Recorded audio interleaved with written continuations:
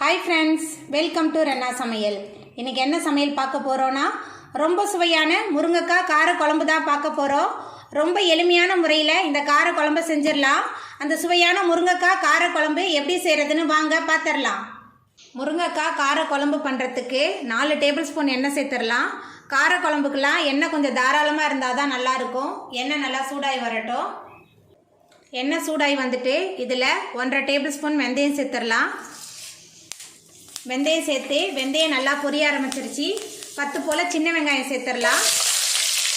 சின்ன வெங்காயத்தை சேர்த்துட்டு நல்லா வதக்கிடலாம். சின்ன வெங்காயம் நல்லா வதங்கி வந்துருச்சு. இப்போ இதில் 10 பல் பூண்டும் கருவேப்பிலையும் சேர்த்துடலாம். அதுக்கப்புறமா ஒரு தக்காளி பழத்தை பொடியாக நறுக்கி வச்சுருக்கேன். தக்காளி பழம் சேர்த்துடலாம். சேர்த்துட்டு எல்லாத்தையும் நல்லா வதக்கிடலாம்.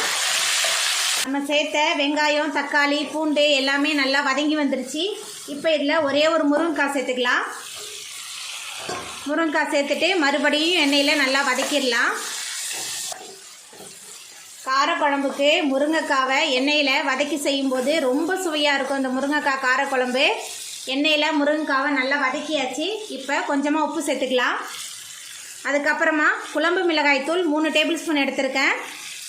சேர்த்துட்டு மறுபடியும் எண்ணெயில் நல்லா வதக்கிடலாம். முருங்கைக்காய் குழம்பு மிளகாய் தூள் எண்ணெயில் நல்லா வதங்கி வந்துருச்சு.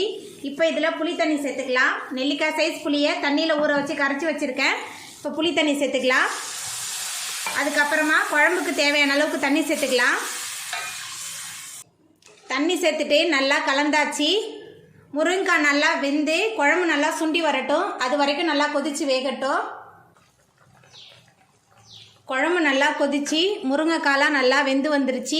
எண்ணெயும் பிரிஞ்சு மேலே வந்துருச்சு பாருங்கள். நம்மளோட முருங்கைக்காய் காரக்குழம்பு ரொம்ப சூப்பராக ரெடி ஆகிட்டு இப்போ நம்ம அடுப்பை ஆஃப் பண்ணிடலாம். அவ்வளோதாங்க, நம்மளோட சுவையான முருங்கைக்காய் காரக்குழம்பு ரொம்ப சூப்பராக ரெடி ஆகிட்டு. நீங்களும் உங்கள் வீட்டில் இந்த சுவையான முருங்கைக்காய் காரக்குழம்பை செஞ்சு பாருங்கள். இந்த வீடியோ உங்களுக்கு பிடிச்சிருந்தா லைக் பண்ணுங்கள், ஷேர் பண்ணுங்கள், கமெண்ட் பண்ணுங்கள், சப்ஸ்கிரைப் பண்ணுங்கள். அப்படியே பக்கத்தில் உள்ள பெல் பட்டனையும் கிளிக் பண்ணிடுங்க. நன்றி.